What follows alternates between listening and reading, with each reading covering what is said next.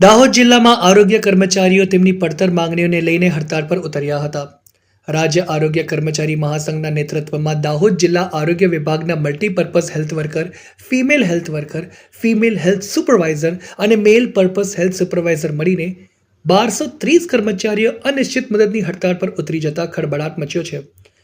આ હડતાળથી આરોગ્ય વિભાગની વિવિધ મહત્વપૂર્ણ સેવાઓ પ્રભાવિત થઈ હતી. કર્મચારીઓની મુખ્ય માંગણી ગ્રેડ પે વધારવાની છે. તેઓ 2023થી ગ્રેડ પે 1900થી વધારીને 2800 કરવાની માંગ કરી રહ્યા છે. આ ઉપરાંત તેમણે ટેકનિકલ કેડરમાં સમાવવાની પણ માંગણી કરી છે. કર્મચારીઓએ આ અગાઉ 2 વખત હડતાળ પર ઉતર્યા હતા, પરંતુ સરકાર તરફથી કોઈ નક્કર નિર્ણય ન લેવાતા આ ત્રીજી વખત હડતાળનો માર્ગ અપનાવ્યો છે. કર્મચારીઓએ જણાવ્યું કે ગુજરાતમાં અન્ય રાજ્યોની સરખામણીએ સૌથી ઓછો ગ્રેડ પે આપવામાં આવે છે.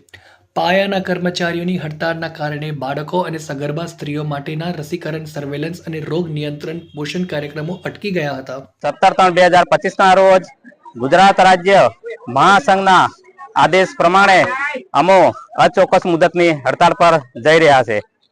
દાહોદ જિલ્લા આરોગ્ય કર્મચારી મહાસંઘના 4 કેડરના તમામ કર્મચારીઓ તેમની મુખ્ય માંગણી ગ્રેડ પે અને પરીક્ષા સદંતર રદ. અગાઉ પણ અમે આ બાબતે આવેદન અને લડત આપી ચૂક્યા છે. સરકાર દ્વારા અમને આશ્વાસન આપેલ છે, પરંતુ આ સુધી કોઈ પણ ઠોસ નિર્ણય લેવામાં આવેલ નથી.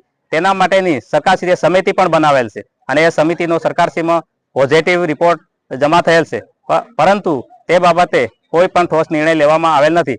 જેથી અમે ગુજરાત રાજ્ય આરોગ્ય કર્મચારી મહાસંઘના આદેશ પ્રમાણે જે પણ આદેશ કરશે એ અગાઉના આક્રમક કાર્યક્રમો આપીશું, જ્યાં સુધી તે અમારા પડતર પ્રશ્નો બાબતે કોઈ ઠોસ નિર્ણય લેવામાં ના આવે અને જ્યાં ઠરાવ કરવામાં ના આવે ત્યાં સુધી. 10, 20, 30 ઉસ્તર અને ગ્રેડ પે મુખ્ય માંગણીઓ છે, તેમજ અન્ય નાણાકીય પ્રશ્નોની માંગણીઓ છે, જે ભારત દેશની અંદર ગુજરાતમાં ઓછામાં ઓછું આપવામાં આવે છે, જે અમારા સાથે એક મોટો અન્યાય છે. મારું નામ દામોર વીરસિંહભાઈ એસ, દાહોદ જિલ્લા આરોગ્ય કર્મચારી પ્રમુખ.